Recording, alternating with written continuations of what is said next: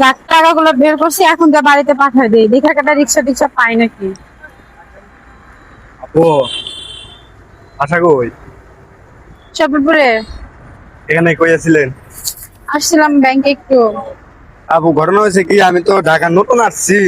এই যে এখানে ঠিকানা কি দাও, একটু দেখেন তো একটু। একটু দেখেন,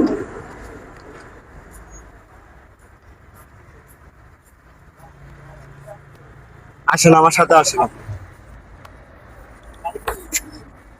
আসেন আমার সাথে আসেন।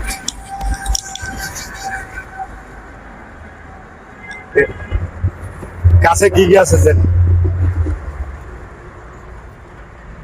আর কিছু নাই? না, টাকা বাই করছেন? টাকা কই? ব্যাগে। সব ব্যাগে আছে তো? হ্যাঁ। এখন সোজা এখান থেকে চলে যান একদম। তাই, হ্যালো গাইস, আসসালামু আলাইকুম। আশা করি সবাই ভালো আছেন। মুখটা কি চেনেন নাকি?